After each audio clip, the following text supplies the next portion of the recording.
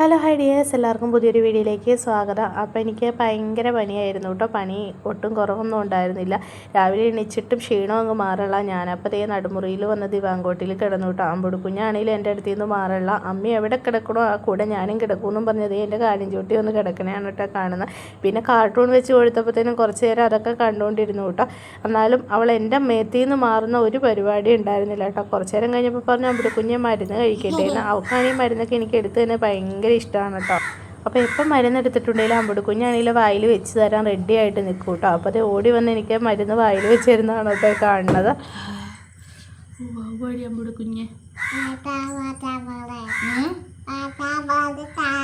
Paracetamol ഇനി തിന്നാൻ നമുക്ക് പറ്റൂലാതെ ഒത്തിരി പാരസെറ്റമോൾ തിന്നണ്ട കേട്ടോ.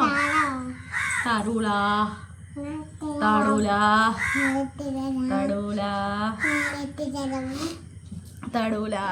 പനി നമ്മുടെ പാരസെറ്റമോൾ കൊണ്ടൊന്നും മാറൂലെന്ന് തീരുമാനമായപ്പോഴത്തേനും പയ്യാന്നാൽ രാവിലെ ആശുപത്രിക്ക് വിട്ടേക്കാമെന്ന് വിചാരിച്ച് ഞാനും ജമീലാമ്മയും അമ്പുടുക്കുഞ്ഞും കൂടി കൂടിയിട്ട് ഹോസ്പിറ്റലിൽ പോവാണ് കേട്ടോ.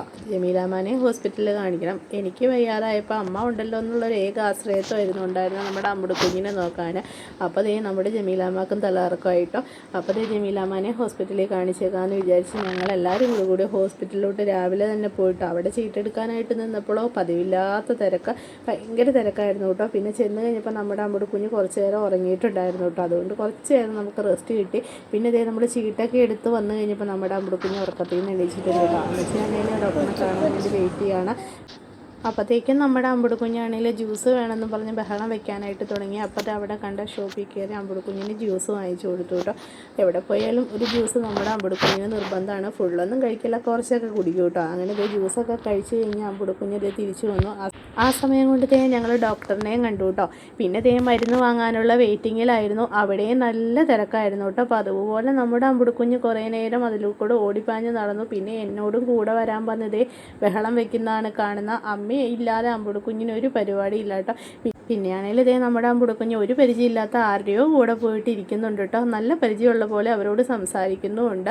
പിന്നെ എന്നെ കണ്ട മട്ടും കൂടി ഉണ്ടായിരുന്നില്ല കേട്ടോ. പിന്നെ ഒരു വിധത്തിൽ ഞാൻ വിളിച്ച് എൻ്റെ അടുത്തിരുത്തി. അത് കഴിഞ്ഞപ്പോഴത്തേനും ഇതേ സ്റ്റെപ്പിൽ പോയി ഇരുന്ന് തന്നെത്താൻ എന്തോ വർത്താനമൊക്കെ പറഞ്ഞ് കൈകൊട്ടി കളിക്കുന്നുണ്ട് കേട്ടോ. അമ്പുടുക്കുഞ്ഞെ മരുന്നൊക്കെ നമുക്ക് കിട്ടി, ഇനി പോയാലോ എന്ന് ചോദിച്ച ഒരു വിധത്തിൽ ഞാൻ അമ്പുടുക്കുഞ്ഞിനെ അവിടെ നിന്ന് എടുത്തുകൊണ്ട് വന്നു കേട്ടോ.